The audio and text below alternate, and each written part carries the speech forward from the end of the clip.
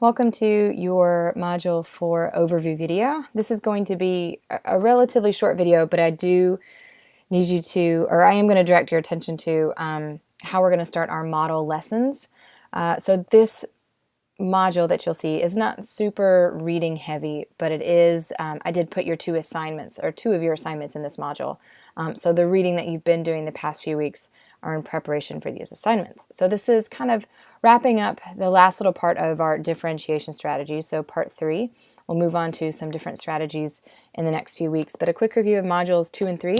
I read all of your article review number 1s that are on the thinking skills, and overall I thought that a lot of your reflections were just really good in that it seemed as if you were being, kind of critically reflecting on your own practices in your classroom and being honest as to which types of thinking skills you use the most, or which thinking skills are most appropriate for your content area, but then also considering how you could perhaps implement different types of thinking skills. Many of you claim that creative thinking skills were the least implemented in your classroom, which is, if you felt like you're the only one, you are not alone. That is the one that often we don't see. It's not really apparent in a lot of our standards that we adopt, and so therefore it's harder to kind of implement them, in my own personal opinion. But in Module 5, when we meet in residence, I'm going to try and do my best to provide just a much broader perspective of some of the creative thinking skills or strategies that you can implement for your content area. And so hopefully you'll be present for that. You read a few chapters in your Teaching Gifted Kids that covered a bunch of different strategies, and you looked at the Bloom's Taxonomy Revised. And so from there, it's going to kind of tailor into the next two assignments that you have. So for Module 4, these are due February 25th at midnight. There's just one reading, and I am going to ask that you make sure you read this, because we are going to be doing the Renzulli-Reece curriculum compacting, because we're going to be making or completing your curriculum compactor assignment. That's kind of a bigger assignment than the model lessons in the in-resident session when we meet on March 4th. So I'm not going to lecture on the curriculum compactor. I'm going to assume that you have read that material and you're more so coming with questions about any kind of cloudiness you may have about it, and I'll provide some examples in class. But other than that, I do need you to read that Renzulli-Reece. It's like a website, so it's not even like an article, but about the curriculum compactor, and there are some examples there. And then there's a document, I'm going to pull it up in just a second, called the Model Lessons Rubric, or I think it might be called Model Lessons Guidelines and Instructions. But that rubric there is going to be the rubric that I use for almost all of your lesson plans.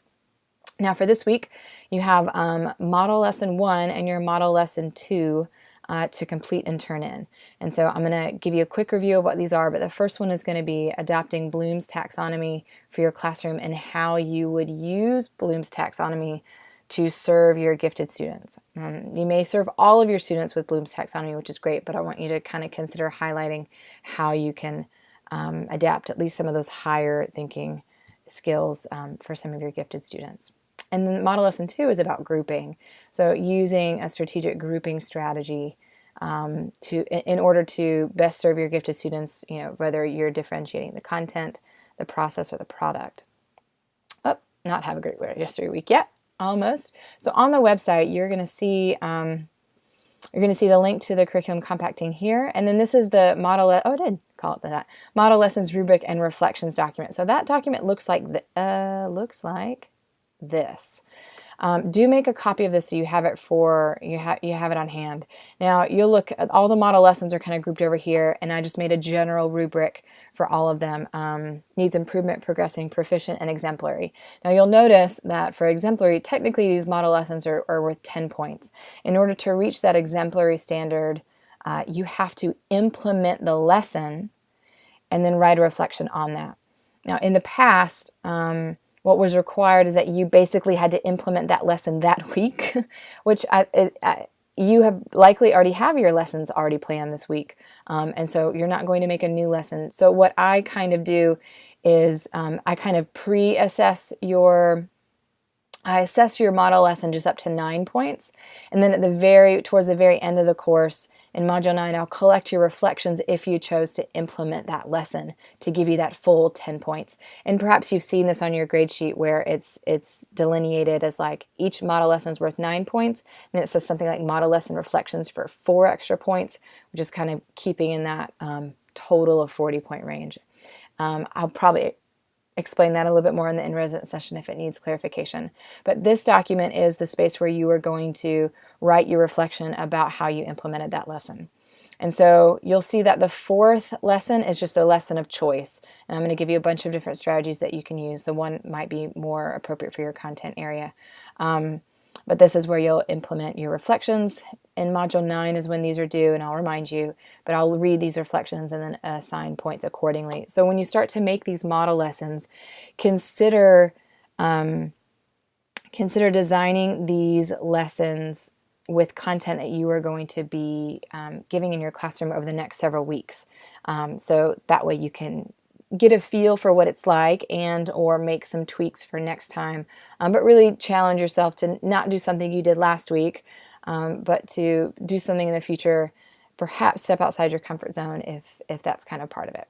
So from there, back to the website, here's your model lesson 1 for Bloom's and your model lesson 2 for grouping. So you'll see this says 10 points, but 9 right now, and if you choose at the very end, I'll give you that one little extra point for 10 points.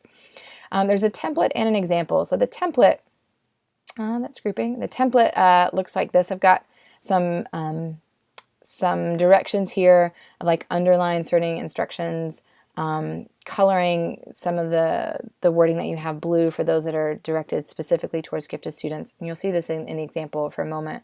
And so here you can see is where I want you to list the title of your lesson, list your lesson objectives, and then for each level, some activities or assessments or what you plan to do in order to encourage all of these different levels of thinking within the lesson.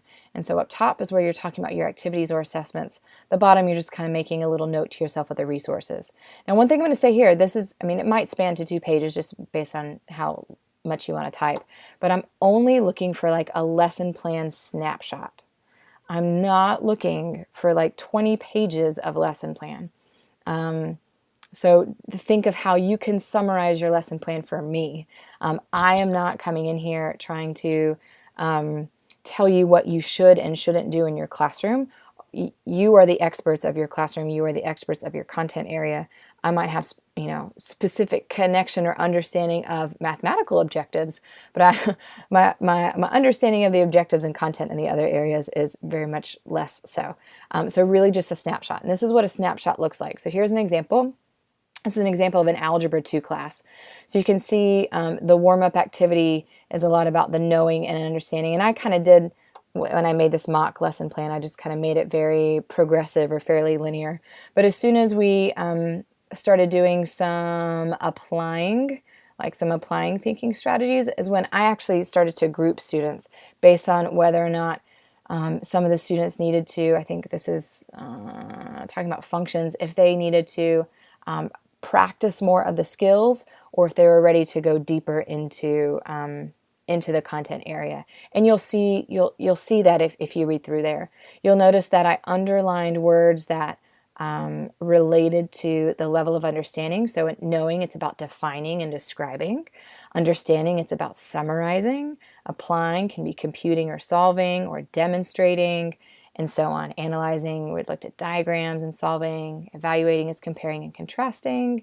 And then creating, their rewriting or summarizing was kind of group A, or group B was creating, demonstrating, and more explaining there. So resources, again, just a quick little link. So you can see this is a snapshot.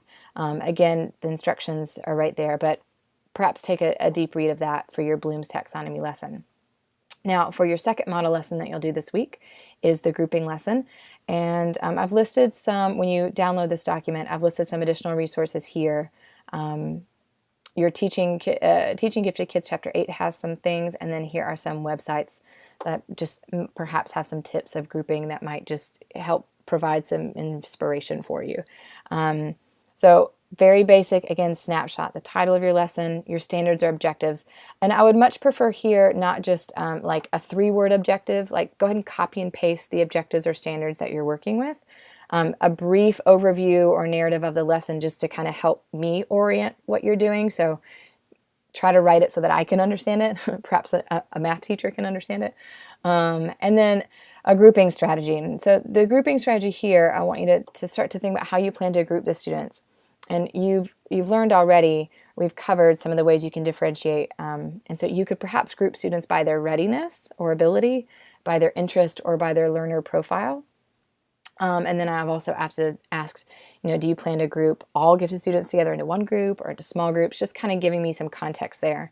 For those of you who have pretty much your whole roster is gifted students or high achieving students, so these are like high school AP teachers. You are not, I'm not asking you to differentiate for all of your students because, or I'm not going to let you have like a scapegoat of like, they're all gifted, I don't need to differentiate because the content is differentiated because it's advanced AP. I know in your classroom full of AP students, there are still just maybe 1 or 2 students who are still, maybe a little bit more, but are still above the rest. They're like the cream of the crop of the cream of the crop. Oh, that's probably a really bad analogy or metaphor. But you might still have students that still need some differentiation. So that's what I'm talking about here for AP classes. I taught AP Calc AB, but I had a kid who wanted to do the BC exam, and he was totally ready. He was like downloading stuff off random websites in MIT and like taking free courses of something or another. So I differentiated AP Calc AB just for him so he could get some BC knowledge so he could take the BC exam instead of just the AB exam. So think about that. Who are the 1, 2 top students that you're doing from there?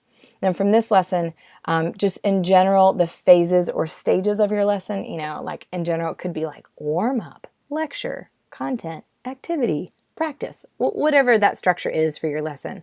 In the second column, just kind of describe what that phase or lesson is, what you plan to do with it. And then in this third column, this is the description or the differentiation strategy that you're using by grouping. So here is where, depending on like what stage of the lesson you are grouping and describing how you are implementing that grouping strategy within that stage or phase. So I did note in here that not all stages of your lesson are going to have kids in different groups. They might, but they might not. So some of those boxes may be blank. I try to think of like a template that would work, like a way to organize a way that we can all kind of summarize how we're doing grouping. So I realize that this table might not be the best, but it's kind of what I'm working with now, and I'll take feedback afterwards. But hopefully it should be fairly easy to organize your stages. Tell me just 1 to 2 sentences about what that stage is, what you're doing. And then if you are grouping during that stage or for several stages, you might need to merge cells and combine here what you're doing to show me that you are differentiating by grouping. So those 2 lessons are going to be due to your folder by midnight Monday night. And that's it. If you have any questions, feel free to email me, let me know. But other than that, I plan on seeing you guys on Monday the 4th. And hope you have a great rest of your week. See you soon.